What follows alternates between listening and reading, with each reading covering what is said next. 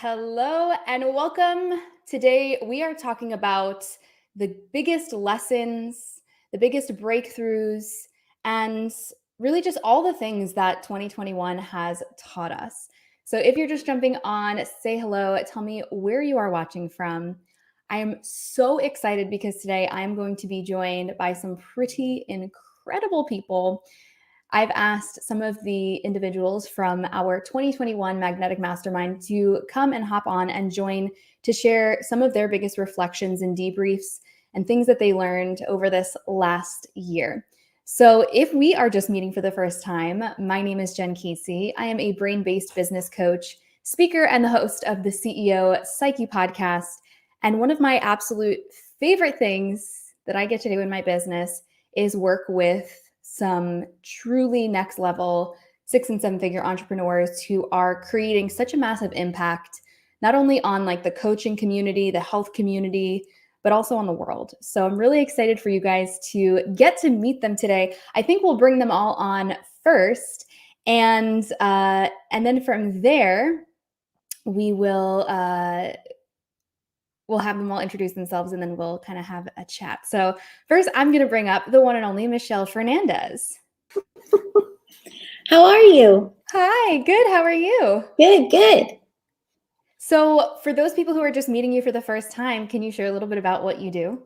Yes. So I am Michelle Fernandez, and I have a full marketing agency. So we're all about creating strategic ad campaigns for Facebook and Instagram, as well as we build out highly converting funnels for our clients, which are mostly coaches and course creators. So they can not only build a business that they love, like a profitable, predictable, revenue generating business, but really like build this crazy cool life that they love, right? The whole reason why they got into business, to actually live it out loud. I love it. Okay, I'm going to bring up Erica. Hi, Erica. Hey, ladies. So fill everybody in. Tell us what you do. So I help women heal their bodies through movement, intuition, and breath work. I also work with pre- and postpartum moms and teach instructors as well, because I have seen through my 20 years of working with incredible clients how too many people suffer in silence and suffer in pain. And I've seen that there's so much that we can do about it so women can get back to really living the life that they desire and they want, because we shouldn't let pain and dysfunction stand in the way of living our best life. I love it. And I'm going to bring up Jess O'Connell. Hello. Fill us in. Tell us what you do. Yes, my name is Jess. I coach online entrepreneurs in the strategy and energy of launching their online courses.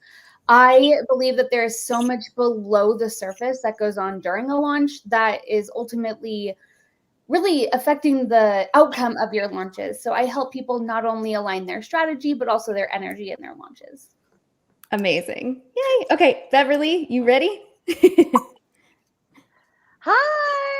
Hello. So nice to see all y'all. Okay, so I am Beverly Simpson, and I help high-level health and wellness professionals start and scale their profitable business using a persuasive content process. Because I'm just a huge believer that the people who really care about the science of training and the science of wellness, they tend to not understand or they undervalue or know how to sell their products and services so that they can actually make the impact that they want. Amen. Okay, Nicole, you ready to join us?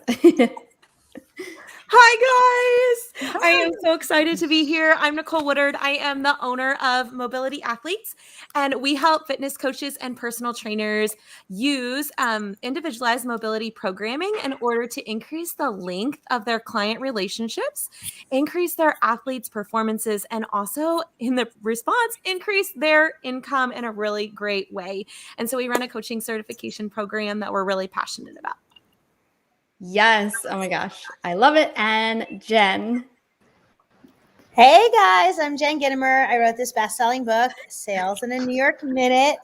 And I help I'm obsessed with sales and making more profit in your business. And so I help female entrepreneurs do that, sell more and make more money, have more time, live a life with more freedom. And I have done for you services where I actually do the sales for you. And I also have coaching programs and stuff where I train you on how to make more sales. Amazing. Okay, so this year we had so much fun together. There was so much massive growth.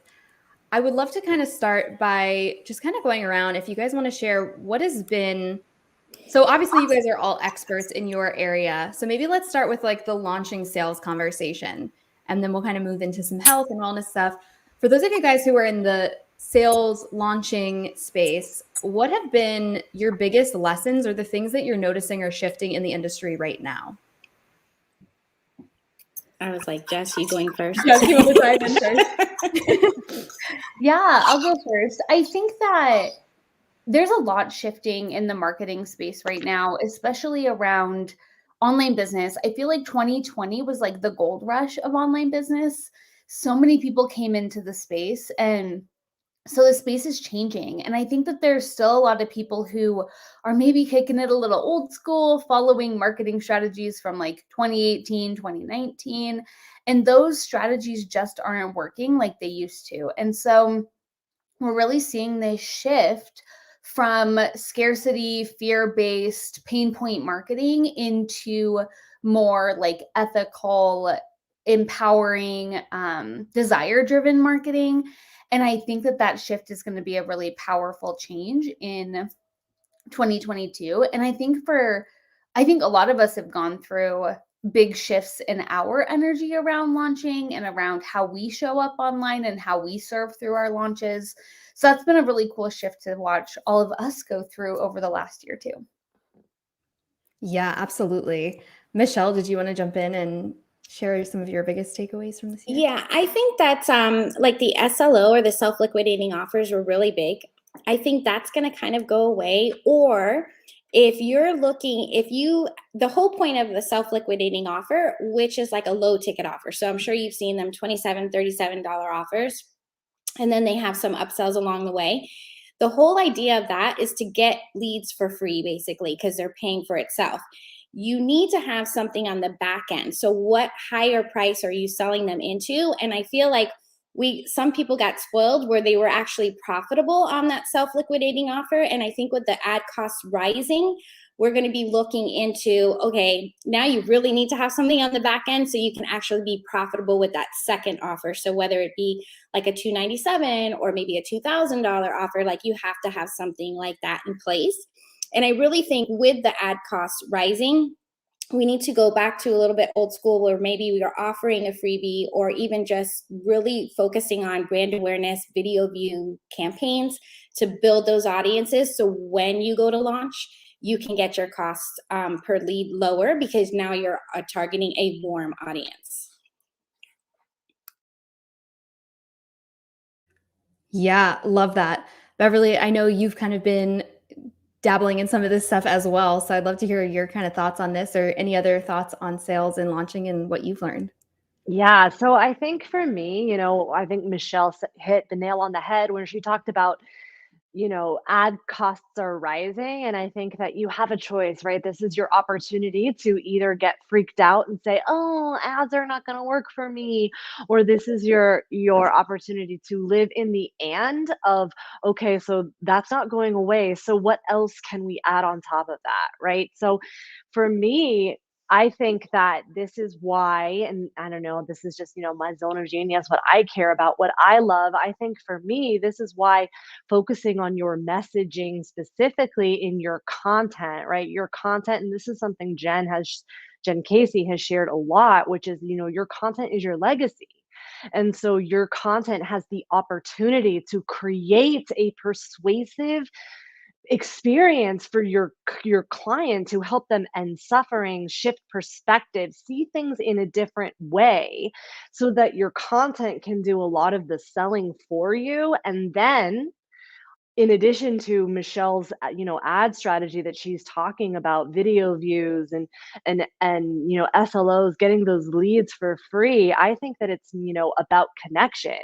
So when you get your content to do the work for you, then you can spend time actually connecting and understanding your ideal client, whether you're doing a $27 offer, $2,700 offer, $297 offer. The price point doesn't matter, but really being able to connect and having the space to connect with your ideal client or your potential client, that is going to be, in my opinion, going to be the catalyst for growing your business. So letting your content do the heavy lifting for you and then being able to just close it with the connection component. Yeah, absolutely. That's been a big thing that, as you're saying, I've been kind of digging into this year, just around really being intentional. I think there's a lot of people who are maybe getting started in the content space or in the launching space. And I think there's a lot of training on how to do a great launch. Here's the emails you need. Here's how to set up the webinar. But what about building that actual runway? And as you're saying, creating that connection to actually nurture those relationships. And so that's why we created our like mini course Prime to Buy, because I was like, where is that conversation being had? And so I think there is, like, Beverly, what you teach around messaging, there is so much there that I think we're like just getting started in the social media space, even though it's been around for so long, of really becoming super strategic about how we're really communicating, how we are overcoming objections, how we're really building that connection. So I love that. Jen, were you going to jump in? Yeah. So I think while there's been so many more people coming to the industry to create courses online and sell coaching services, there's also been an influx of buyers as well. And those buyers have gotten smarter and more savvy over time in the past couple of years and will continue to get smarter. And so what I see in terms of sales is the sale is really shifting from transactional based selling, like buy my course, to relationship based selling. And it's no longer about showing up and throwing up in someone's DMs and, like, hey, we've just connected, now buy my stuff, because that is not a relationship, right? You wouldn't just like meet someone on the street and be like, hey, it's so nice to meet you. Okay, now will you buy my stuff? Like, that's not, unless you're a street vendor, how it typically works. And so, and so people are starting to realize now the value of using your content strategically, using your messaging strategically and intentionally to create trust. And I think it's gone from, okay, they just need to know me and I just need to be visible. They just need to like me, to really, it's like none of those matter if they don't trust you. And for me, what I see with a lot of my clients and even just here is like, you're not going to gain the trust of others if you don't first trust yourself. And that's why a group like this is so important, because you learn how to trust yourself, and then that transfers over to everything else that you're doing in your business. Yeah, love that. So true. Nicole, I see you giving some snaps. I know you've had some really amazing shifts happen this year. Do you want to share some of your biggest takeaways and lessons? Sure. Yes, I would love to. I think just learning from all of these ladies, the biggest thing that I learned was having a targeted plan. And I am definitely a visionary leader, if anyone's read Traction. So I get about 10 to 15 great ideas every day, and I can kind of ride those trains in different directions. And so what I really took away from this program, and like really looking at people that I valued that are running very successful programs too, was staying on a train. And that doesn't mean you can't add sparkly little items to it along the way, but that your main message, your main purpose, and like the main thing, your signature program or whatever it is that you're selling, really goes after the people in the right way. And that's where relationship building happens, because like Jen was sharing, one of the biggest things, I think a couple of things happened. People weren't trusting me because Jess pointed this out. I wasn't inviting them to the party once they were my friend. So meaning that I would know people and I didn't trust myself enough. So I would invite complete strangers to my launch and tell them how great it was going to be. But then I wouldn't invite the 1,000 people that were on my email list that already knew me. And there was some sort of holdback there. And so that was huge for the trust factor for me this past year of like, how am I actually developing these relationships over time and really feeding into them and creating this great cohesive space and great cohesive messaging. And that all came from getting on the same train, staying consistent, and just being really excited and feeling good about what I could offer people. And I learned that from all of these amazing ladies. I love that. So good. So, Erica, did you want to share anything in terms of that as well? I mean, I can share that the biggest thing that comes to mind for me this past year is really, being in alignment with everything. And because like with Nicole as well, like I get so many ideas and I am not at a loss for ideas of what to do. And I was actually not making decisions, and not making decision was a decision I was still making. And so that was something that kept tripping me up, because I was like afraid to make, a wrong decision or whatever, even though, previously growing my business and starting my business up until probably the last 2 years, I never had a hesitation to do something. And I think I'm just in a different space now. And so I really have gained so much clarity this past year and made some decisions that I'm very, very excited about. And I'm going all in. And yeah, I don't know. I think that that's just the biggest thing is, learning to really trust yourself, like Jen had said a little bit ago, and, trusting in you. And then it's like everything then really starts to fall into place once you do that. But sometimes we have to kind of hit some bumpy spots before we get there. I'm so glad you said this and shared this, because I think there are a lot of people at all different stages of business who look at people like you guys, and because you are very polished on social media, because you do know what you're doing and you are at a high level, you guys make it look so easy. And I don't think many people realize how not alone they are until they join maybe a high level community or a mastermind, and they start to realize that all of the crazy stuff that goes on in their head also goes on in other people's heads. So I feel like making decisions was a really interesting thing. Obviously, as business owners, we're making decisions all the time. So I would love to kind of take this in the direction, thanks to Erica, of what have been your biggest lessons around making decisions? I love this topic. And this came up for me while you were talking, Erica. I feel like there's this place in your business when you're just starting where your mindset is, what have I got to lose? Right. And it's this like reckless, like put it all out there, do all the things energy. And then you reach this point where it's like, what if I lose it all? And that's kind of, I think we all kind of crossed that this year, and we started to second guess our decisions, and we weren't as reckless and as like bold. And when that shift happens, you go from like believing everything is possible to believing that like it could all go away.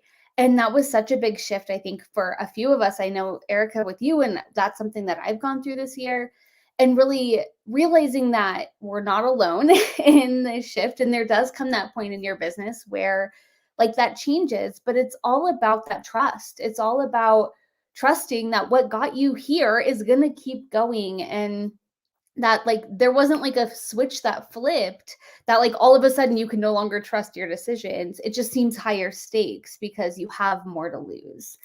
And so I think that was such a beautiful evolution, seeing other people go through it and navigating that gracefully together and figuring out like the business that got me here, I want it to look differently in the next 5 years, and really kind of becoming the business owners that create that vision. Yeah. Beverly, were you going to say something?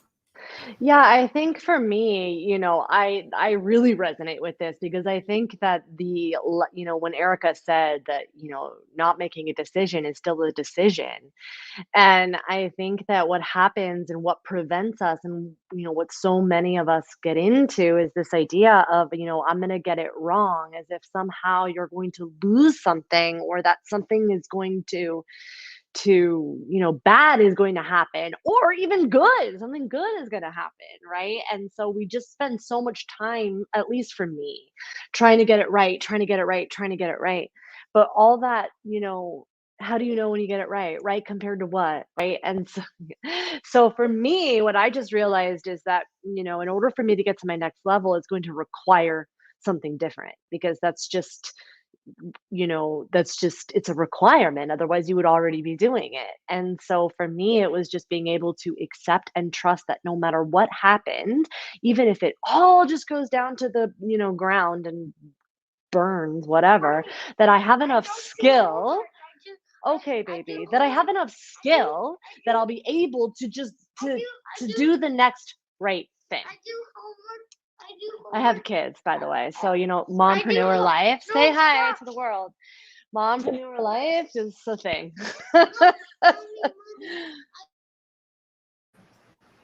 I know for me, it was a lot this year. And having an agency model is a little different than the rest of the ladies. So for me, it was putting myself first, right? For what else I wanted this business to be, because I'm so dedicated to my customer success that I tend to put my own self or my working hours and all that stuff.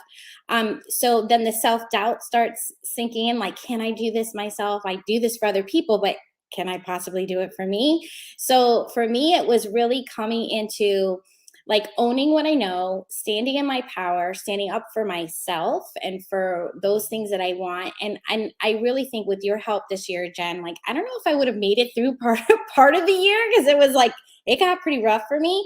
But what I found is that I started to become more aware, which I think I'm pretty good at being self-aware, but I started becoming more aware at like little things that started to happen. And I'm like, oh, this is what's stopping me from moving forward. Or, oh, I notice how I'm reacting to a certain thing. And this could be where it started. And then with your help, Jen, it was kind of like, okay, what might we do to move forward through this? Or now that you're aware of this, how can you change it? So I was able to snap out of things so much quicker and go in, instead of being reactive, it was more proactive.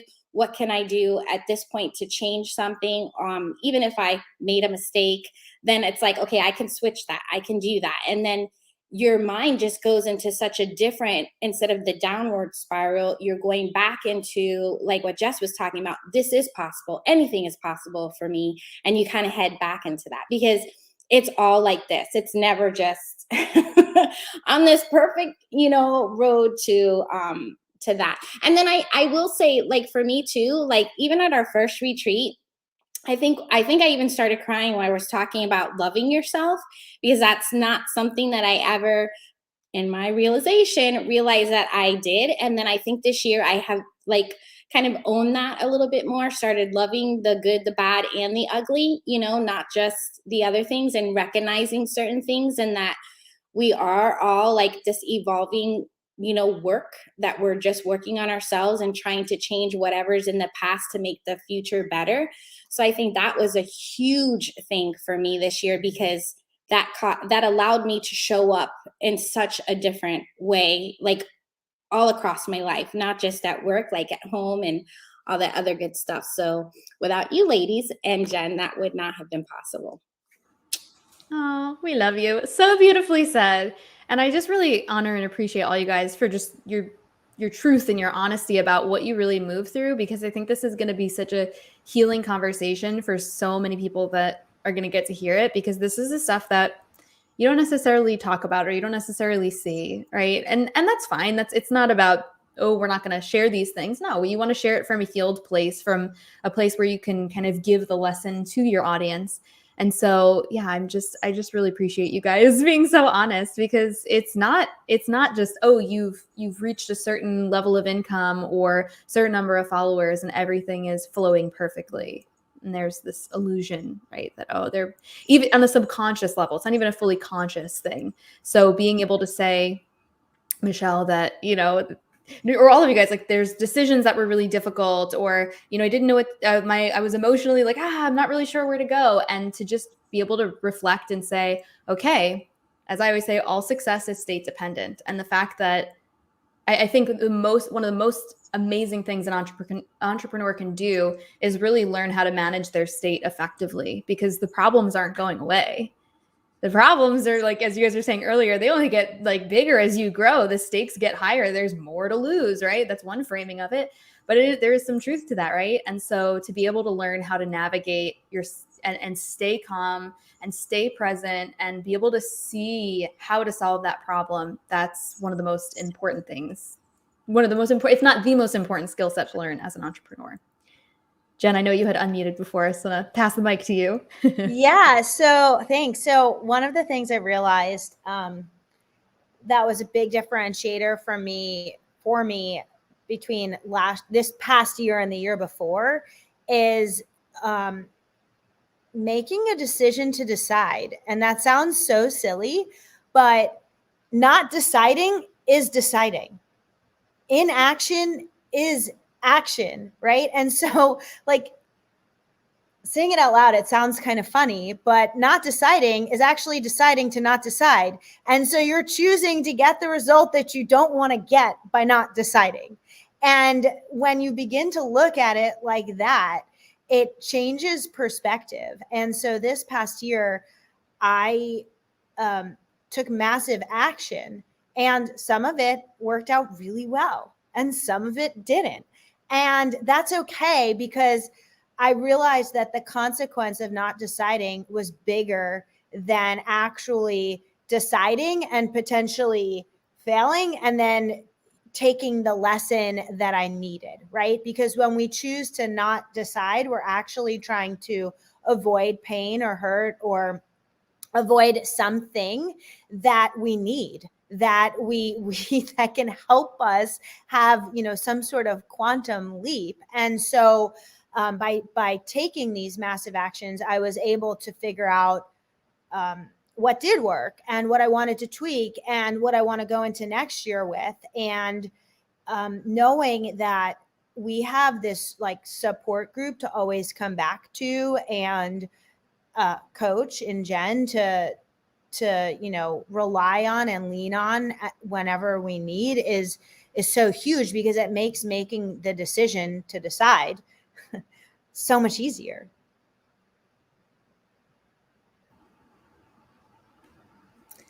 I'll kind of click in after what Michelle and Jen both just shared, and also the other Jen. And one of the things that I learned the most about decision making is that when people talk to me from a business level about decision making, it was about what is your data to make those decisions. And so there was this data conversation going on, and then there was also this okay, make a decision. What do you do? How do you move forward? And what happened is that a lot of that stuff was tied up into some sort of emotional response for me. And so I really spent this whole year looking at decision-making from a place of neutrality and just being inquisitive and just asking myself the question of, well, why don't I want to make that decision one way or another? Or what does that mean if I make a decision and I go this way? Like what Jen shared, what is my state right now as I'm making these decisions? And do I need to make it right now? And I would make a lot of decisions in this high of oh my gosh, this is so freaking amazing. Yes, I'm going to invest in this. Yes, I'm going to do this. I'm going to do this. I'm going to do that. And then all of a sudden I would crash and burn into this regret, because I didn't really understand how I was making decisions and really what I was asking my business and any business relationships that I had, whether it be this mastermind or other pieces, what I wanted them to give me. And it was basic needs. So it was my own importance. It was my own worthiness, and a lot of other things started to come in. And so a huge shift has happened for me in the last 6 months of just being able to stay neutral and inquisitive about why I'm making decisions, why I feel drawn to make a decision one way or another. And it's really has saved me from a lot of what in the past would have been mistakes for me or led me down a different path. And it's really helped me feel very empowered that now I can step into really truly being an owner and a CEO of my business rather than just playing on my emotional whims. Yes, so much yes to that. And I think too, it's been such an honor and like privilege getting to see you guys hold space for each other in that way as well, of not giving each other like the answers or kind of like playing into old stories. You guys held such a powerful mirror for each other of what is actually possible. And I think that is one of the most beautiful things about having a community or a mastermind like this, where you can't really hide, but why would you want to hide? You're not here to hide. You get to be with people who are going to, if you're trying to fight for your limitations, they're going to fight you back for what's possible and for the vision that you said you wanted to commit to, that you had birthed when you were in your highest state. And so I just want to celebrate all of you guys for being able to be in the inquiry with each other, because as Nicole, you were just saying, that is such a palpable, powerful shift. And you guys got to kind of gift that to each other and weave that in. You know, when one person was kind of maybe having a rough day, somebody else would step in and hold that mirror. And then that person would be having a rough day, and then somebody else. And I always say, like, I remember with my friend Mel Abraham, somebody was asking him, like, what's great about a mastermind? And he said, you know, the saying, leap and the net will appear. Well, your mastermind, that's your net. You get to leap and they're there to catch you. And I know for a lot of, especially higher level entrepreneurs, it can be really tricky to find a space that feels safe, where you can come and be truly messy, because you might be in some bigger communities where maybe you got clients in there, or maybe you have some independent contractors that you work with, or people who follow you. And not that there's anything wrong with showing up vulnerably in front in those scenarios.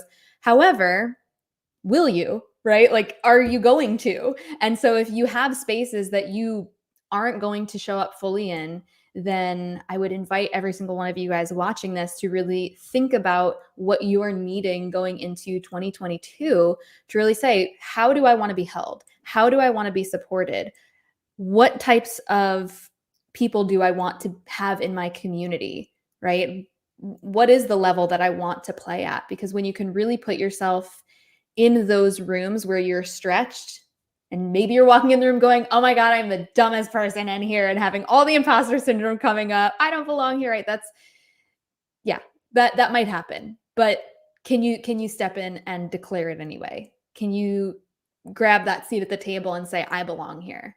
Because you do. It's just about deciding that you do. And then showing up for every single person the way that you would want them to show up for you. Jen, I just wanted to add to that. I feel like you have done a masterful job of creating a safe space. And I think that each and every one of us has felt the boundaries of our safety zone in this experience.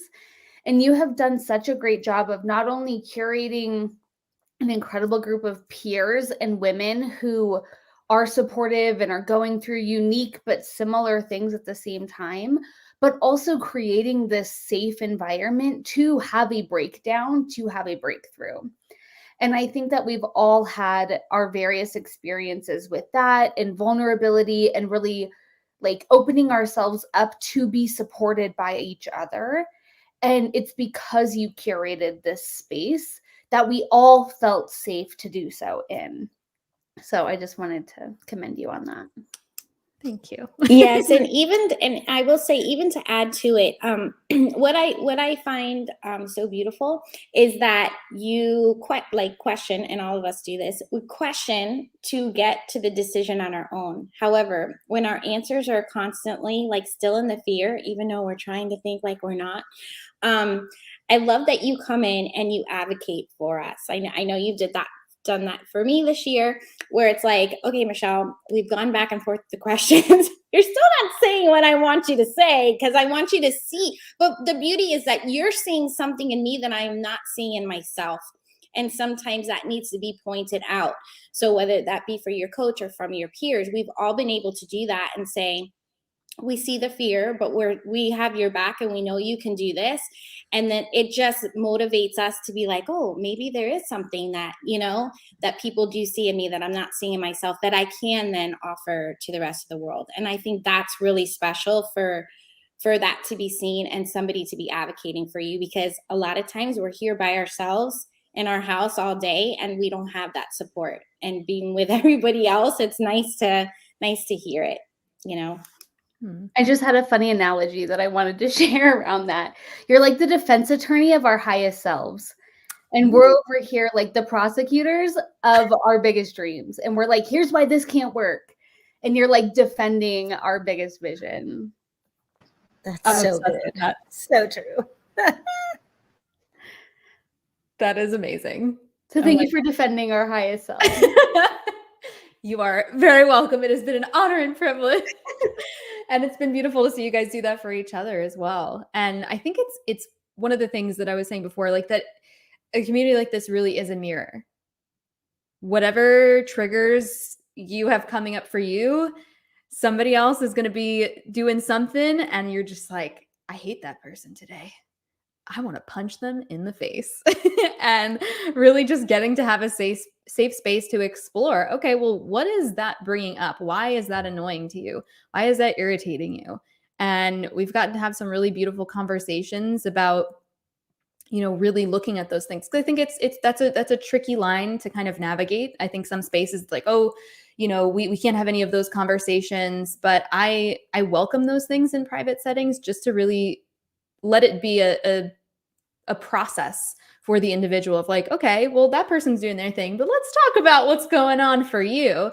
And it's just been really beautiful to see how some of those things throughout the last year, it's just really created such deep connections, such deep understanding and deep reflection of, oh, wow, okay, I see that person now. I see them. And I feel like you guys really see each other in such a beautiful, like you see each other's true authentic selves.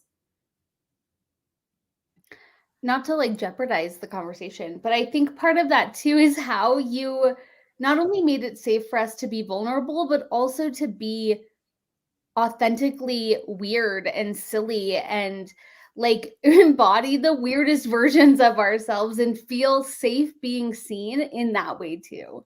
And so I don't want anybody watching to feel like this is going to be like deep personal growth, sad, like aggressiveness all the time. Like we also had so much fun and so much lightness, and really like you allowed us to feel safe in that way too. And I think that a lot of us needed that too, to feel safe being authentic.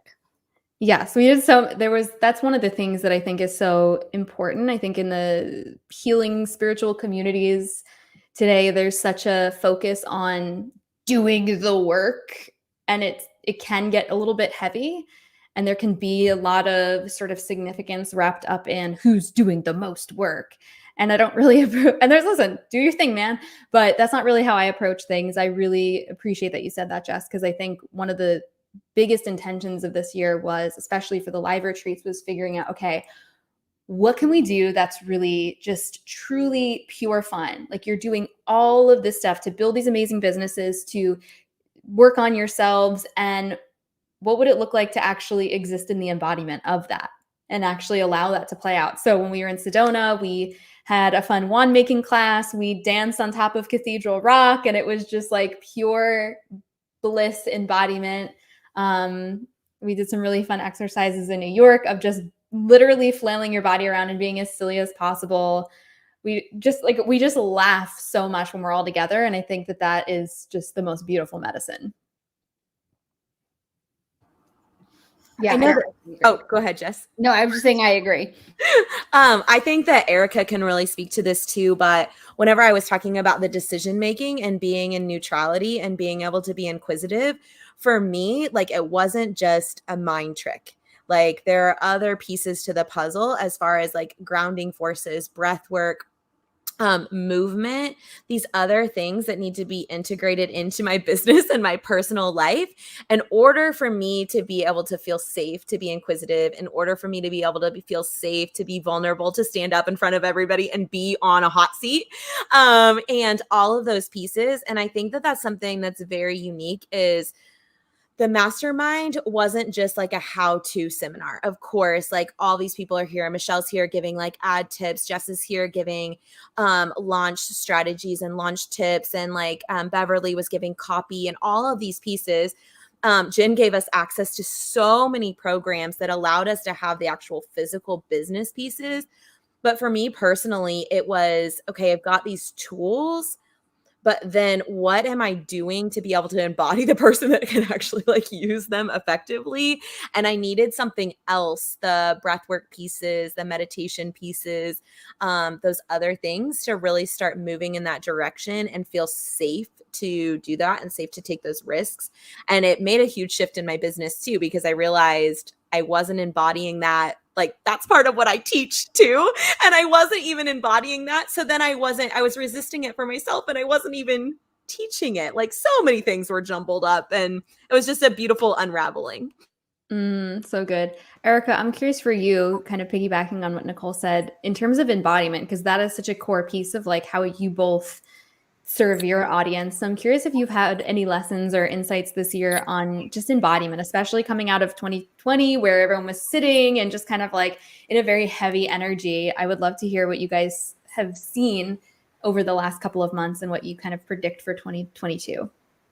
So much of what I teach, right, is healing through movement. I'm a big believer that movement is meditation for our soul, and especially for people that, that need to move, right? And so then it's a way of like learning how to physically move in a way that is really facilitating for your body, for alignment, physical, as well as the spiritual alignment, business alignment, all of that. And I was thinking, Nicole, when you were talking, right, so many times we get so stuck in like the elements of like the to-dos and everything we need to do. And at the end of the day, so many times when we actually take a step back and really look at, okay, well, yeah, there's things we need to do, of course, but what is it that we're actually doing throughout our days, whether it's for us personally, because like Michelle said this a little bit ago, it's like, if you are really not fueling you personally, then how can you really serve, everybody else that you're working to serve? So there's such a balance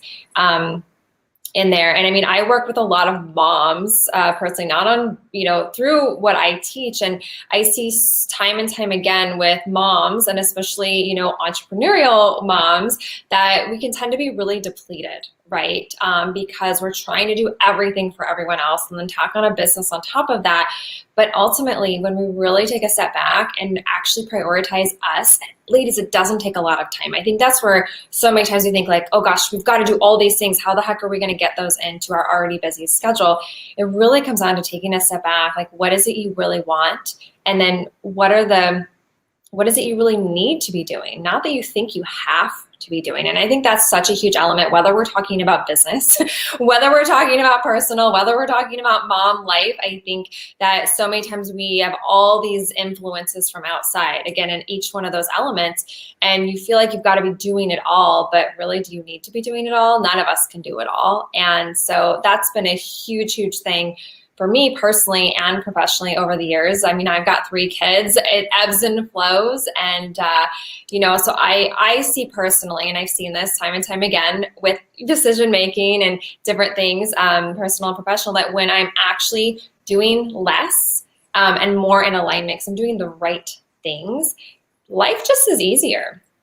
Right? It just flows better. Business works easier. And so it's really, really amazing. But it can be hard sometimes to get out of the rat race of the like, oh gosh, I've got to be doing all of these things. And there's always more we can each be doing. And I know there's always more I can be doing. And so I've really learned and gotten better at it. I'm not perfect at it because there's no such thing as being perfect at anything, but letting things go. So if something doesn't get done that I was like, oh, I needed to do that. And then I started to reflect on, well, was I actually supposed to do that? Right.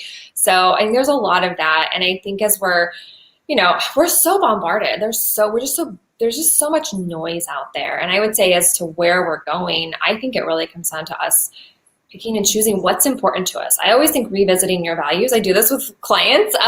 And I think it's so important to do personally, professionally, is like revisiting your values on a regular basis and rechecking into what you're doing. Like, I feel like every 6 months at least, I take kind of an inventory of what I'm doing in my business and really actually tracking my time. Having my team track time, like where are we spending our time and is it actually doing what we need it to be doing? And if certain things aren't, well, then let's shift gears, because you can be doing it all and it may not be making any more of a difference than if you were really streamlined and just doing what really is making an impact. And going back to what we mentioned earlier, is like making that or creating those relationships with your audience, with your customers, with your potential customers, right? And so I think when we can really align with that and then go from there, we're going to really create the best content, really make the biggest impact. So at the end of the day, that's what we're all here to do, right? Is make a huge impact for others, other lives. So anyway, those are my thoughts. I have to run, but thank you, ladies. This has been so fun. Thank you. We'll talk to you soon. I think kind of going with what Erica said too. So my audience, you said people just kind of sitting more like after everything that's been going on, they were home more. So my audience, yes, they were home more, but my audience was the reason that all the gym equipment sold out. So they built these huge gyms in their houses. They signed up for 75 Hard. If any of you guys are familiar with that, they were buying all of these programs and they were doing all the things because now they've got this window of time and space. And when we have a window of time and space, the best thing to do, right, is to do more. Like, go, go, go. Like, oh, okay, well, now I have time to be the athlete I want to be, or now I have time to hit my fitness goals. And I don't think that that is necessarily unique. It was just that we had a very long period of time of it. But what we see, it's coming up on the new year. A bunch of people are going to set a goal in January and they'll be done with it by the middle of February. And the reason that that's happening is because people, and Jen, you like say it, Beth, people are gathering their self-worth from doing more when that's not necessarily the way to your goals. But there's this fear that if we step back, if we recover, if we rest, that then we're going to be farther away from our goal and we're going to lift our head up and we're going to have this like, oh crap moment. When that's not true, it's just your ego trying to slow you down. And so I work with professional level athletes and recreational everyday athletes. And our biggest shift that we made this year is that we started talking to everybody about this energy work. And it was so funny because one of my thoughts was, well, nobody in my space is talking about that. We are all like barbells and black walls and nobody talks about it. Listen, everyone that I've met now talks about it, and I'll start talking about meditation and subliminals and all this stuff. And they're like, oh my gosh, me too. And then I went to this retreat. So it's happening more in this space, but people aren't showing it to you because they're still hesitant. And so I really challenge everybody that what I see happening in the space is that we are moving that way. Don't wait so long to get on the train. Don't feel like other people are pulling you onto this recovery or breath work piece. Find the time and the space that's right for you. Because if you try to do it like everyone else, you're just going to be sadly left wondering, why is it not working for me again? The same way a lot of people have wondered why the hard work has not like worked for them yet. So we're seeing this big shift. And so I think those breathwork pieces going through just breathing, like literally just box breathe. If no one has ever done that before, 4 seconds in, hold for 4 seconds, 4 seconds out, and then hold that for 4 seconds. And just do that 5 minutes a day. Or anytime you feel stressed, you're driving down the road and you're like, oh my gosh, I'm late to get my kids and I got 50 things to do in my business. And I also need to work out today. Just literally do 10 breaths like that. And it could change your whole outlook and your whole world. And that's where I see us really moving, is taking care of ourselves in that way. We can dive in, Michelle. I was going to say yes. So for me and the way my brain works, it's everything is strategy. Like I have to have it all. I can't get enough. I want to talk about it all the time. And one of the things that I've learned is that like strategy is 20% of what we're doing. And really your mindset, what to Nicole and Erica were talking about, that's really 80%, because your mind, like for me, my mind does not turn off, and so it allows my mind to just, like my husband says to me, you must be exhausted. I'm like, why? He's like, because your brain does not stop, right? So I'm like, yes, that's probably why I'm so exhausted, but I wasn't aware of that. So having that, just that time, whether it be 5 minutes a day, just to kind of like turn it off so I can actually recharge the battery to then go some more, I think is one of the things that has helped me, that I think more people need to get into, because the bottom line is that we do know the strategy. At least I do, that I should feel comfortable in what I'm doing. And it's just like, okay, this is the part that I need to recharge. And then just from a marketing perspective and a mastermind perspective, is since we were talking about ad costs going up, I do think we need to go a little old school, where we're not only doing things organically, but using the network that we're creating and that you foster. So what Jen was talking about, getting in with a group of other professionals that are complementary, because Jen, you do a great job of putting us all together. Like none of us do the same thing. Where then we can take upon and say, hey, can I do a bonus, or can I come in and do a training for your group people, and kind of expand your audience that way, and use each other as exposure agents. I think that's also going to go a long way, help our budget with marketing. Also, they're giving you the authority, like they're, what do you call that? I can't think of the word right now. Not promoting you, but endorsing. Yes. Yes. Yeah. So, and that goes a long way just for you to kind of get yourself out there. So I see that also working really well in 2022. So it kind of goes good. Pick your group wisely. I love this. I feel like there's so many beautiful little pieces that we've tapped into in today's conversation. And I feel like one thing that we talked about the kind of the shoulds, what you should be doing, the challenges of making decisions, prioritizing yourself, prioritizing your money-making activities, prioritizing your health, really thinking about, where do I want to get support? I feel like we talked about so many things that could be their own standalone. We could do a whole 12-week series on just some of the things that we scratched the surface with today. But I did want to kind of tap into one of the things that Nicole had said of just, people who, and Michelle as well, of like, what do I want 2021 to be about? What strategy do I want to use? And I think in terms of how you think about the strategy in terms of how you want to show up. Because what Nicole was saying is like, people are just starting to use breath work and talk about it. And one of the things that I've noticed in my communities is so many more people are beginning to incorporate these modalities into their behind the scenes, but they're not talking about it on social media. They're not sharing about it. And I don't know who's listening to this right now, but if this resonates for you, then this is why it's coming through. There's an interesting pattern that I've noticed for people who are sort of in the business life coaching space, and they want to lean way more heavily into speaking to some of the spiritual things that they've been experiencing and uncovering. And there's an interesting belief. This came up multiple times in different groups that I've run in the last couple of months. There's an interesting belief that I'm afraid I'm going to confuse my audience if I start talking about some of the spiritual awakenings that I've had, some of the breath work, even though that's what I really want to talk about, because I teach business. It doesn't make sense. So my call to action for you is to recognize the layer of self-censorship that is manifesting from the resistance of not showing up and speaking your authentic truth and sharing exactly what you want to be sharing. It'll make sense and it'll be valuable. If it's valuable for you and it's what you are doing, then share it. You don't have to center your whole business around it. You don't have to change your whole offering suite. But I think there's this, especially when people get really into growing their business, it's like, well, this is my niche and I can only talk about this because otherwise I'm going to throw people off. And I just want to invite you guys in the recognition that that's not really true.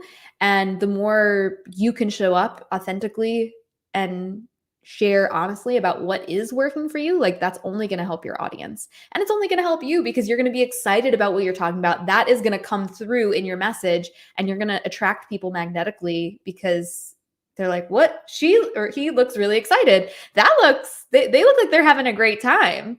I want to be a part of that. So just something to think about and consider. What do you guys think about that in terms of like that self-censorship and all of those things? I think that really goes exactly to what I said. I literally thought, so those of you guys, you can follow me at Mobility Athletes, but I work with Ironman athletes and CrossFit athletes. And so if any of you guys have ever been exposed to those kinds of people, they are pretty hardcore. And I really thought talking about spirituality or sharing, I love doing my tarot cards and all these pieces. And I really thought I was going to get a lot of resistance. Nobody's going to follow me, all these things. I can't show that side of myself, even though honestly, that's the side of myself I love the most. And it really brings things together. So you want to know what I did instead? I hired a coach that I thought fit the perfect bill of what my audience was going to want. And so I thought that would change my business. And he has been an amazing addition to my business. But do you want to know what gave me the biggest growth in my business was when I started showing up authentically myself. When I started posting my tarot card things on my stories, when I started doing EFT tapping in my reels, all of a sudden people start commenting, people start sending me DMs, all these pieces. So I actually I did one round of Facebook ads in 2021. Other than that, it's been all organic marketing because I needed to get my offer a lot better before I was ready to invest again in that. And I have gotten straight DMs straight to a purchase from an EFT app tapping reel. And I teach a mobility coaching certification. How does that happen? It happens because I'm authentically being myself. And people don't care where you're at as long as you're being honest about where you're at and you're being honest about what you're going to teach them and how you're going to show up for them. And so I think that was just a very beautiful revelation for me. And when you look, it makes me sad about sometimes looking back and seeing where I was at and how much I resisted my truest self. And whenever I see other people, it's asking people the question of are you ready to be aware of this? And do you want to move forward? And I think that's what Jen's asking you is be inquisitive. Why are you resisting? And are you ready to move forward? And if the answer is no, that's still okay. But if the answer is I'm not sharing because I'm afraid that literally, I have 5,300 followers, 10% of those people are maybe going to see my post. It's probably more like 2%. If I'm really afraid that the 7 people that see that reel are going to dislike me, come on, we got to keep moving forward and keep empowering ourselves. And that's what this group of women has really been about. Yeah. And even just from a marketing side, you see where my brain always goes. That's your unique selling position, right? And where I find people is they're you're so, I don't even want to use the word desperate, but you don't want to miss out on any sales, right? And you don't want to miss out on any people. So you're looking at possibly and probably repelling certain people. And that's okay because you're in this business to have a business that you love and you want to show up and do and what's fun for you and will be fun for the people who are just perfect for it, right? So it's by you doing this, it's okay to repel those because now the people coming in are going to be so qualified. And when you show up, you're going to be showing up even better because these people are going to be ready to dive into you and what you're showing up with and them learning more about this kind of stuff, which just will make you get more money, have more fun in your, in your business. And I think that shifting that thought of, okay, I'm going to get more qualified people doing the things that I love. So I am going to be myself, right? Because that's what's going to make you most, but I know a lot of people get a little bit oh, don't worry about it. You might not have as many people at the beginning, but slowly but surely you will scale up with everything. Yeah, absolutely love that. I want to just quickly open it up. If you guys are here with us live and you have any questions for these ladies, let me know in the comments. And if you're catching the replay and you have any questions, feel free to pop them below as well. I'm curious too. Also, by the way, some of you guys watching are like, wow, these women are amazing. I love them. We will link up all of their social media, Instagram accounts and Facebook and all the places you can find them below the video so that you can connect with them and learn more about them, because you might be realizing there's some people here you need to work with. And if you're also looking for a community next year, if you're looking for a high-level mastermind of people to hang out with, we are opening applications very soon for our year-long container that these ladies were a part of, the Magnetic Mastermind. And so you can just go to heyjencasey.com/mastermind. We got the little ticker on the bottom. It's all fancy. But you can go there, check out the details. You can sign up for the wait list, and we'll be opening applications very soon. And it's a really beautiful process. We get to get on the phone and really just figure out if it's in full alignment. So I'm going to see if there's any questions. We got the video going in a couple of different places. But yeah, before we hop off, I would love for you guys to share any last thoughts or things that are coming through that would make this conversation feel complete.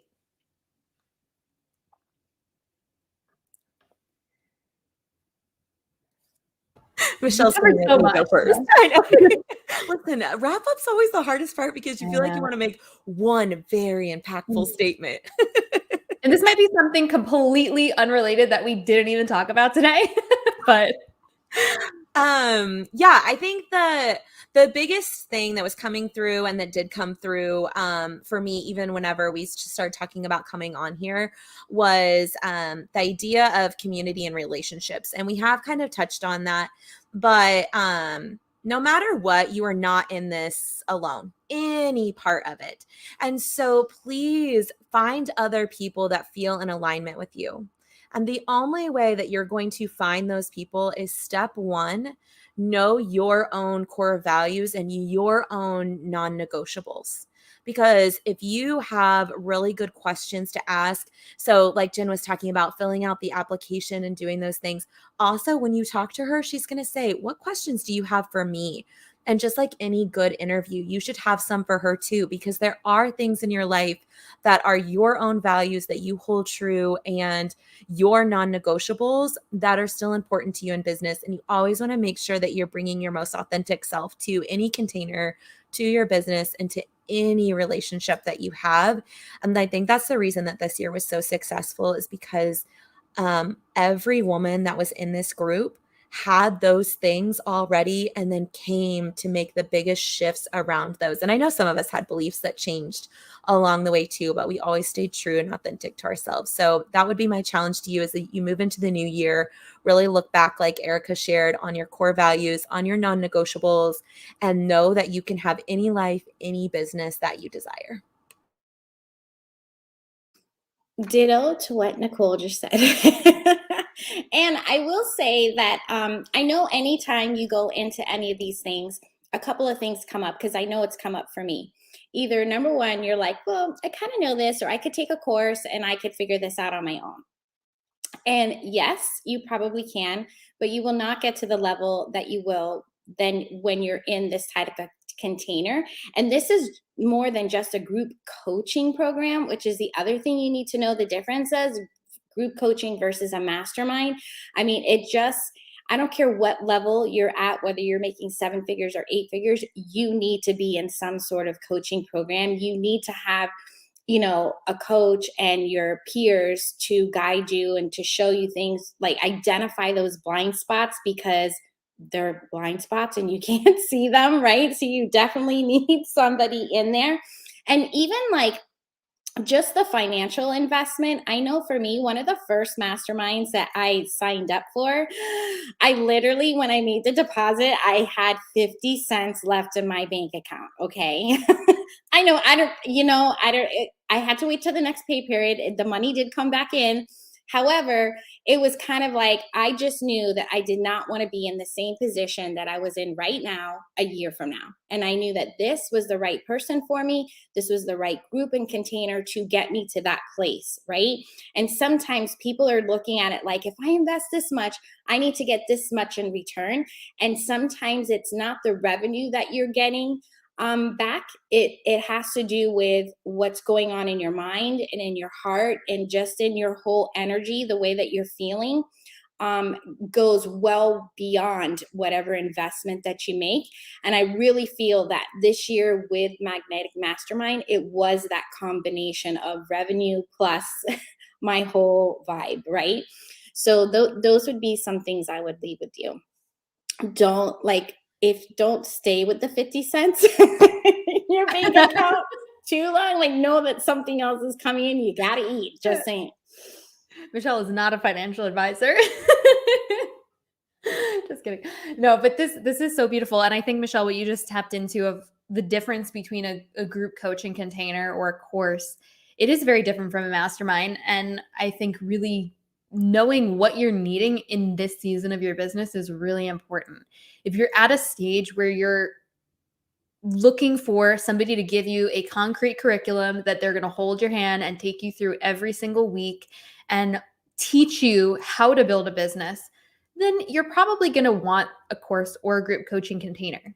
That said, if you're at a place where you've been growing your business for a while, you have systems in place, and you're really wanting to not only grow, but also scale, and you're feeling like you're missing that community, you don't have a safe space to go talk about what's coming up, you're beginning to really build up your the back end of your business in terms of team, you've got questions about hiring, and not just like the strategic side of hiring, but I think what a lot of people don't think about is the emotional and relational sides of hiring and those interpersonal relationships and the communication of how do you get how do you communicate to somebody, especially when we're working virtually, and make sure that you're giving them what they need and what do they need and all of those things. So really being able to figure out, okay, if those are more the things that I need, and I'm looking for support from other entrepreneurs who can look at my launch debriefs, who can look at my courses, who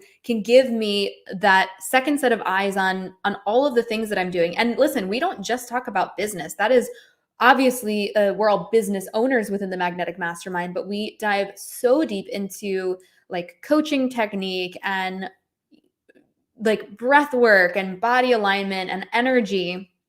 We do a lot of beautiful study around that as well, because that really is, as Michelle was saying, such an important component to, and Nicole, like such an important component to really being able to step into being your highest version of yourself. And so if you're in a place where you're kind of just starting out, then maybe group coaching. But if you're in a place where you're already an established expert, either you have an established business or you are an established expert in your area, and you maybe need like a couple of the pieces on the business side of things, but maybe marketing and messaging and funnels, it's like not your jam at all, and you're just so studied and so good at what you do, then you probably are also in a place where you're ready for a mastermind. Because one of the things that I love to do, especially with this group, is really make sure that we're bringing together different viewpoints. Like we want a diverse group, and that includes a diverse outlook on the way that we show up in our lives and grow our businesses. And so I'm always looking and saying, okay, can we bring in some people who are experts in sales and marketing? That might be the person who's great at launching, the person who's great at content creation. Can we bring some people in who are phenomenal coaches, who are really great at inner child work and energy healing and NLP? Can we bring in some people who are really great when it comes to health and fitness and body? Because they're going to, when somebody asks a question, they might not have a Facebook ad tip for their hot seat question, but they're going to be able to say, you know, when you said this, I noticed your posture changed, because they've been studying the body and saying, oh, that's really interesting. So what that says to me, what I saw visually, is that actually might not be in alignment because you kind of tucked your body in, right? So we're getting to look at all of these different sides. And then I'm also looking to bring in people who are more on the back end of business. So in the past, we've had Facebook ads managers, Michelle's a Facebook ads ninja. We've had podcast agency owners, copywriters, people who are doing the behind the scenes, building out the systems. We had somebody who has a membership for Beachbody coaches and was a virtual assistant for Beachbody coaches and has scaled up this incredible business. And so I love really being able to bring in a diverse outlook, because if it's just every single person's a copywriter, then the conversation's going to not necessarily get boring, but it's going to become a copywriter mastermind and not, a kind of a collective. And so, yeah, I just love being able to bring in all of these different ideas and get to see how each person approaches somebody's presented quote unquote problem. I just think that's the most beautiful, expansive, exciting thing, because no two people answer it the same way. And kind of one of the things Michelle was saying is like things that might come up when you're in a mastermind, right? Like, oh, my answer is not as interesting as hers, or, oh, I'm not the Facebook ads person, so my thing's not as good. But it's so funny because when you're thinking that, the other people are thinking the same thing about you, right? Not necessarily that they're thinking, oh, I'm not good enough, but like, wow, my brain would never go there. I'm so grateful that I got to hear that person's thoughts and reflections. I mean, yeah, I'm curious too. One other thing I wanted to ask you guys, because this has come up the last couple of years when we've gone into applications for this, and it is around being in a community specifically of women. Now, growing up, I had a whole lot of mean girl stuff in my life, and I have done profound amounts of healing around this. And I would say my current reality is a pretty beautiful mirror and manifestation of all that healing, both from the containers that I run, that I'm a part of, my dear friends. And so I'm curious for you guys. I don't know if you had any like mean girl stuff growing up, but what has it been like for you being in a group of specifically women? I personally love it. For some reason, I'm sure you guys will read into this. I don't like to be with men. I don't know what it is. Maybe from the banking world. But I do love the vibe. There's no mean girl going on, because I feel that you will not tolerate that.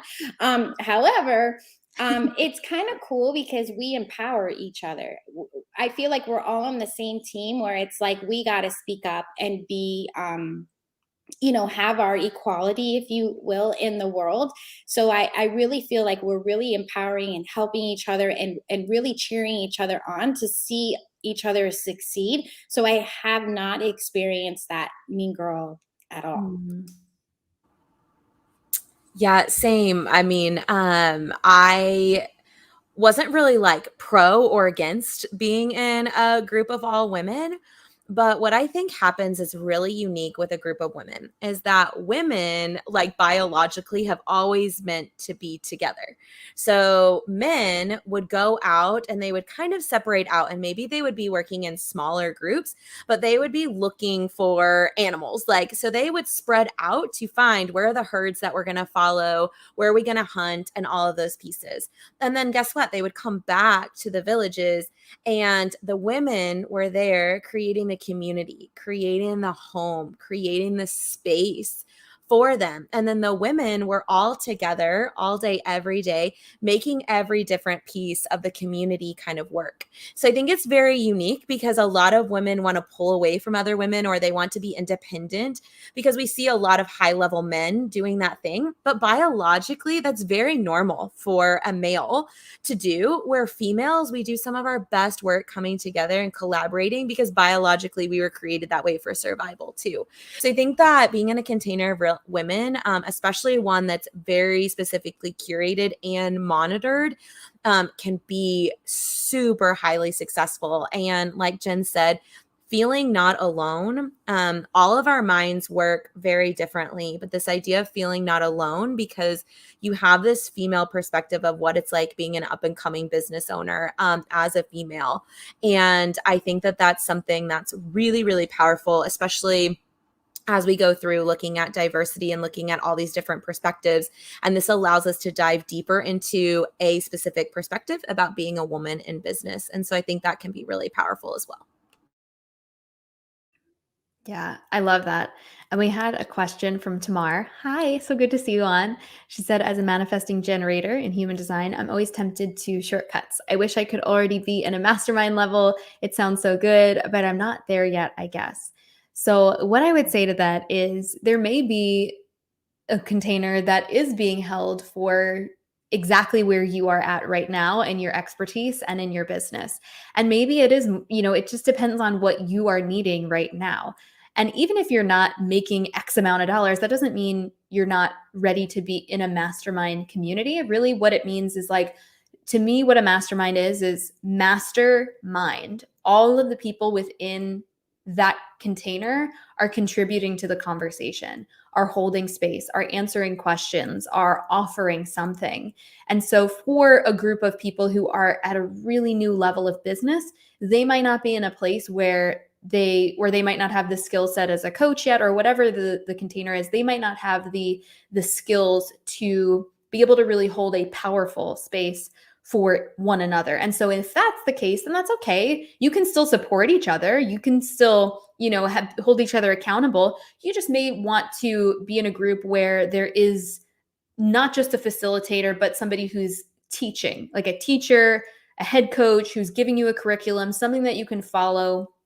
Whereas in some mastermind containers, sure, there might be curriculum, but in most, especially the ones for multiple 6, multiple 7, 8-figure entrepreneurs, those tend to be less curriculum driven and more community driven. And really, it's all about that proximity is power.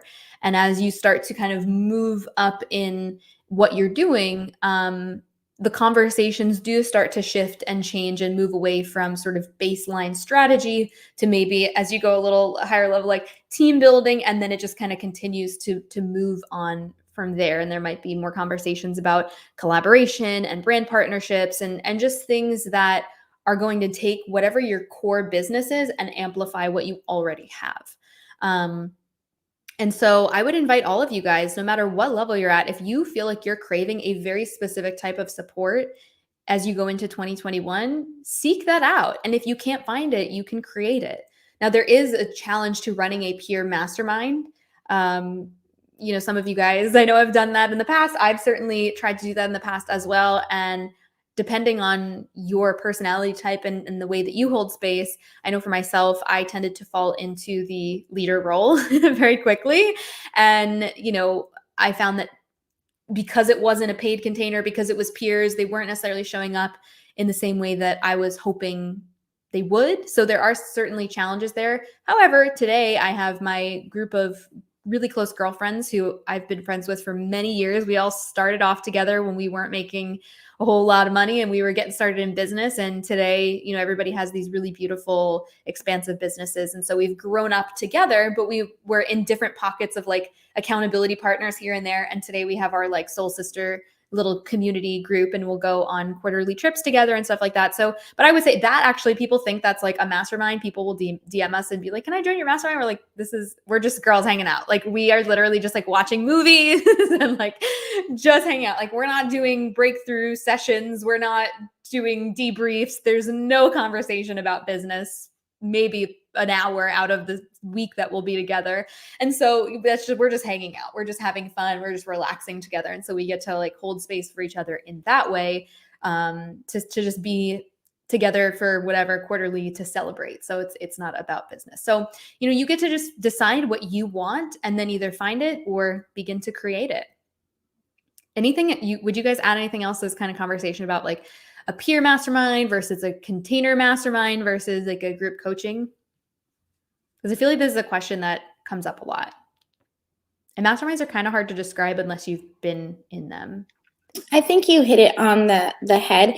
And here's a perfect example. So I was in a mastermind, and you have to look at it as a little bit of the table that you're sitting at, right? Mm-hmm. So the reason why masterminds most of the time or all of the time are sometimes like you'll see like certain people have like an income level, or you have to be, there's certain criteria. And that's because of the conversations that happen in that room. So I was in a mastermind, was truly a mastermind, not group coaching.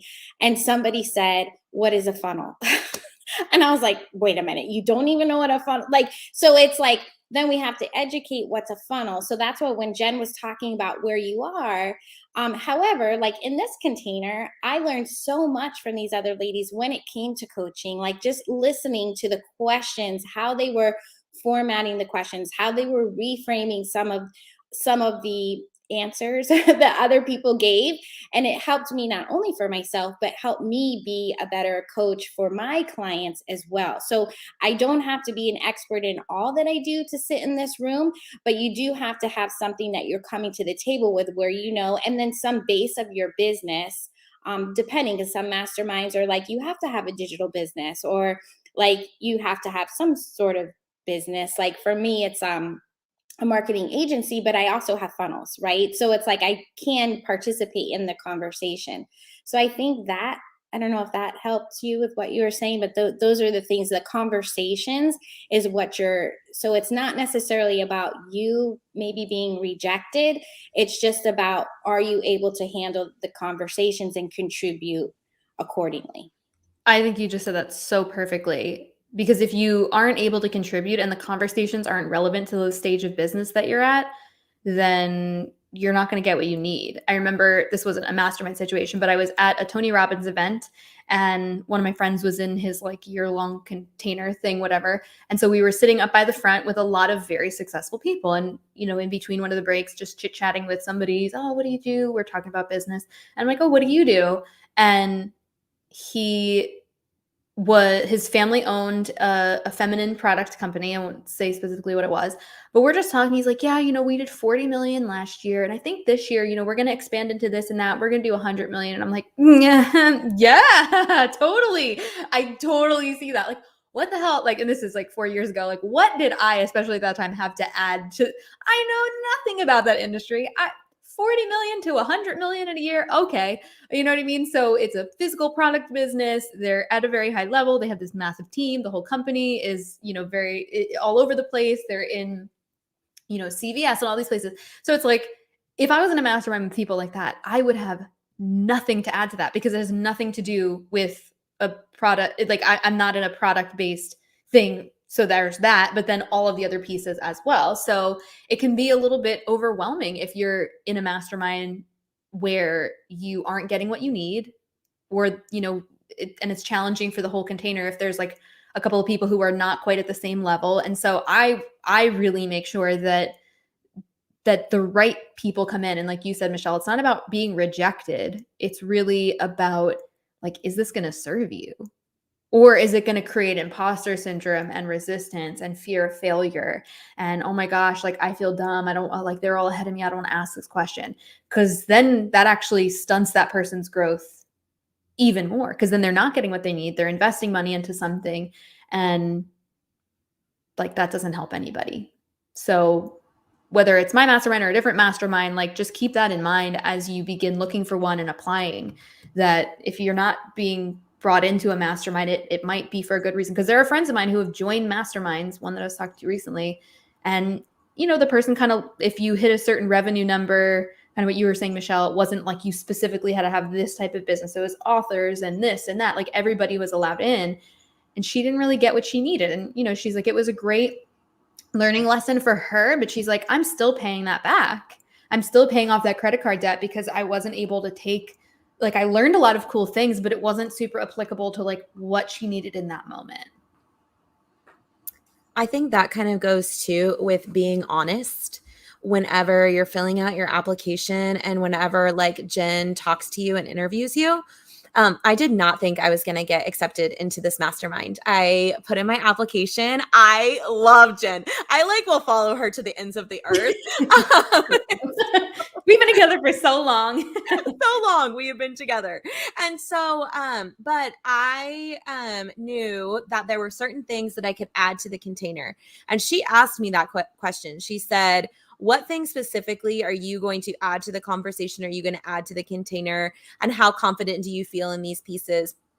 And I like was ready to answer those things and felt very comfortable about where I was at and what things I could really offer. I also was so scared because these women are, man, freaking amazing. Not gonna lie, I literally like stalked all of them and looked up all of their stuff, and I was like, oh my gosh, okay, well, here we go. I just know I'm gonna be surrounded by amazing women. But it was honesty too, because I knew one of the biggest things that was going to keep me out or make me close was the amount of revenue that I brought in the last year in my business. And it is very easy to lie or to fudge that number. And do not do it. Because if you walk in on a lie, you will continue to live that lie, whether it's a lie about what you can offer, whether it's a lie about your expertise, whether it's a lie about your data, whatever it is. Do not lie about it. And I know it's really tempting because you want to be in the container with the amazing women. And you know that you can write the check if you really need to. I knew I could write the check even if my revenue stayed exactly the same from a combination of business and personal finances. So I knew that I was going to be able to do that. But I knew it was going to be difficult too. And I did not lie to Jen about that. It was very upfront. So that's the other thing that I would say is still fill out the application, but always, always, always be honest. And I knew that if Jen said, Nicole, this isn't the container for you right now, I knew that I was going to be 100% fine with that. And I knew that I was going to apply the next year. And that was okay. And please know that if you ever hear about somebody that is left out of a mastermind, I always applaud those people that actually made that decision, because you can know that the next year, if you want to apply again, that you're going to be in an amazing container. And that is huge for a coach to be able to say, you're right, you're not right yet. And that's really powerful.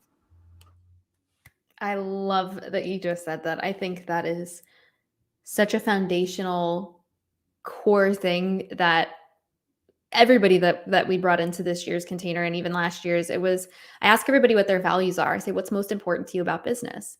Because I want to know that everybody has the same values, and certainly honesty and transparency and really being able to be vulnerable is so important for a successful coaching experience, and being able to build trust not only with everybody in the group, but between myself and whoever that individual is who's coming in.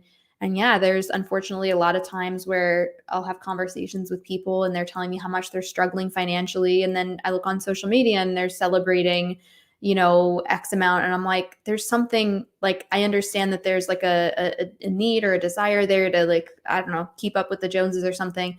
But that's really challenging to see, because it's well, what's really we got to unpack some things here. What's really going on under the surface? And like you're saying, Nicole, that to me is a little bit of I don't know if that person is really fully ready for this type of container, because it's going to take radical responsibility and honesty and all of the things. And I loved it. It's so funny that you're saying this about yourself applying last year, because you just came to that call, because we've known each other for years, and we had talked maybe recently prior to that call, but you came to that call with such a clear energy of certainty. I was like, whoa, who is this woman right now? You were so decisive. You were so clear about what you wanted. You were so ready. And I think, even for anybody thinking about applying for this mastermind or another mastermind, be clear about why you want to work with the person that you're, whose mastermind you're applying to. Because if you go on the call and you're like, oh, I'm just shopping around, I mean, I guess you can say that if that's your truth, be honest about that. And if you find that you feel a strong connection with that person, that's fine. But just be mindful that you really want to do your research and figure out why do you want to be in their mastermind specifically? Because it's a year-long commitment. We work together at a very deep level, at least the way that I do with my clients. We are talking in Voxer multiple times a week. They have access to me, and I do that on purpose. I don't take one-on-one clients throughout the year, because my mastermind clients essentially are my one-on-one clients. And I build my business in a way that allows me to have space to really show up and serve my mastermind clients at the highest level. It's my favorite thing that I do. And to me, that's what's most important, and really being able to show up in service fully. So if you are in a place where you're on the fence about it, if you're ready for a mastermind or whatever, feel free to reach out to me, or, talk to some friends who have been in true masterminds and really collect the information that you need. And like Nicole was saying, apply. Like, what is the absolute worst that can happen? You get on the phone with somebody and you get more information about what you need. As somebody, I'm phenomenal when it comes to enrollment calls or sales calls, and I will help you get clarity around what you need, even if you're not the right fit for my container. So yeah. Any other last thoughts on that? I think one of the important things is also to be open and to know that you don't know everything. You don't have to prove. You were talking about proving. So it's like, as much as you're coming to contribute to the conversation, like you don't, like no one knows everything. Let's just be real. But you don't have to come in with the I know it all. And you don't have to feel like you need to know it all, right? That's also part of this, is you're soaking up the parts that you don't know, but contributing with your zone of genius in the parts that you do know. And nobody wants to be around a know-it-all. Just saying. So it's like, for you to just come in like, I have nothing to learn. You need to be open, not only to receive, but to take those parts where we were saying, like, you know, pointing out the blind spots, or for somebody to be advocating for you and stand in your corner and like kind of push you where, you know, into that major uncomfortableness. You have to be open to all that, because otherwise it's not worth the investment. Your whole point is to grow. And I think that's important to know, no matter what you're doing. Freaking men. I think one of the most beautiful things that I got to witness this year was, especially as women, seeing the receiving embodiment. Because every single one of you guys is high performer in your area, exceptional at what you do, best of the best. And you show up and serve other people at such a high level, and getting to see you guys then come into the client chair and like receive that support was so beautiful. Because I think that, especially for women who are very exceptional at what they do, there is this sort of tie-in of that being a little bit challenging. And it was challenging for me too, especially when I first joined a mastermind. And so getting to really see, and even in the masterminds that I've been, getting to watch over the course of a year, this year, last year, year before, seeing the unfolding of everybody kind of not only coming out of their shell, but opening to receive at a higher level, feeling more safe, feeling more trusting, being willing to share more things and not have ego or shame or uncertainty around it, and just knowing that like, we got your back. But yeah, this whole like, I know everything already, I've heard this before. It's like, if that's your mindset, then a mastermind's not for you. Yeah. Oh my gosh, this is such a beautiful conversation. I love you guys so much. I appreciate you so much. If you guys are watching this right now or listening to this and you have any questions, feel free to reach out. You can send me a DM over at Hey Jen Casey. I would love to chat with you more and see if our mastermind is a right fit. You can go to heyjencasey.com/mastermind to check out the waitlist, join that, and then we'll be opening up applications very soon. So heyjencasey.com/mastermind. And please go follow these women on social media. They are so freaking incredible at what they do. And I feel like we've got a whole roster. It's like, whatever you need. You're looking for an ads manager, we got you. You're looking for somebody to help you with mobility, we got you. You're looking for somebody to help you with messaging, we got you. Like, we got the whole like start to finish crew of what it takes to build a business. We got a whole university. So we're going to link up all of their information so you guys can go and stalk them and learn from them. And they've got some amazing tools and resources on all of their social media platforms and amazing podcasts and everything as well. So please go check them out. I know you guys are going to love them and learn so much from them too. And thank you for spending so much time with us here today, and to the amazing Magnetic Mastermind members. I love you guys so much. Thank you to those who were on before and had to jump off. And Michelle, Nicole, thank you guys so much for being here. I freaking adore both of you. And I'm just honestly so honored and grateful. This is such an amazing year. And I'm just grateful that you're in my life. Thank you too, Jen. And yeah, our group's just so great. Just makes my heart burst. So thank you for holding space with us and allowing us to be on. Thank you. Oh. All right, guys, have an amazing day. We will talk to you soon. Bye.